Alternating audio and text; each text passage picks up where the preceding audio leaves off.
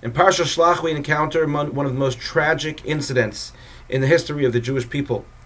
The Jewish people come to Moshe and they say, we want to send spies to spy out the land of Israel, to see if God is really keeping his word, that he told us this is going to be such a wonderful, beautiful land, but we want to see it for ourselves. And so they ask Moshe to send spies, and Moshe decides, okay, let's send spies. And he sends them to check out the land of Israel and to come back with good news, because Moshe, of course, was confident that people would see only the good in the land of Israel. And he sends them off, and nevertheless they come back, and we know that they brought back very bad news. And the Jewish people cried on that night. Vayivku ha'am b'laylahu, the night that they came back. And HaKadosh Baruch Hu said, you're crying for nothing. He was going to make that night a night that we cry forever. And that, of course, was the night of Tisha B'Av. So when Moshe sent these Meraglim, he said to them, he gave them a charge. He said, go and look at the land and see hatovahi imra'ah. See if it's good or if it's bad. And what did Moshe really want from them? Well, he said hatovah first, is good. So the Chidushei Harim explains that Moshe wanted these Meraglim, these spies, to look at the land of Israel even if they encountered something that to them did not appear to be good at the very beginning. Keep on searching for the good, because if you keep on searching for the good, said Moshe, then eventually you're going to find the good. Reminds me of a story of a young boy or girl that went to camp, and they went very frightened. It was the first time going away to camp. They didn't know anyone at camp, and their parents said to them, listen, when you get there, the first day might be difficult until you get settled. But don't think about what you're missing at home, about being homesick. Don't think about what's not there.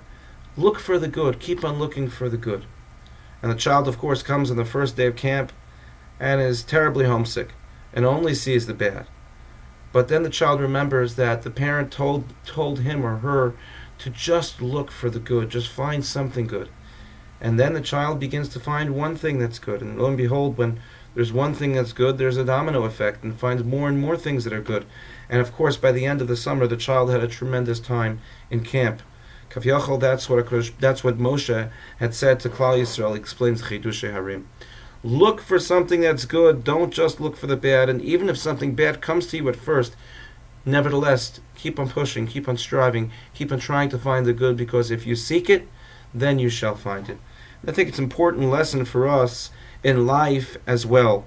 Not only when we talk about Eretz Yisrael and thinking about the land of Israel and certainly the state of Israel, and there's a tendency for people to look at the negative and just to constantly look for the positive and not pay attention to the negative, because the positive far outweighs the negative. But at the same time, it's a lesson for us as individuals in our own lives. Many of times we have encounters, or we have an encounter with people that we begin to immediately size up people as to whether they're good people or they're bad people, or based on sometimes someone's actions, we decide, we characterize them as being a type of person, or we characterize a situation as being a certain way. The lesson of Moshe Rabbeinu is look for the good. Look for the good in situations, more importantly, look for the good in other people. Sometimes people make mistakes, and even when they make mistakes, there's certainly good that can be found within them.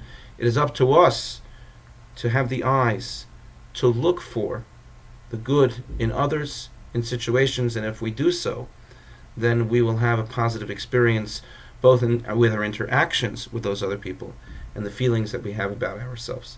Thank you for listening, and have a good Shabbos.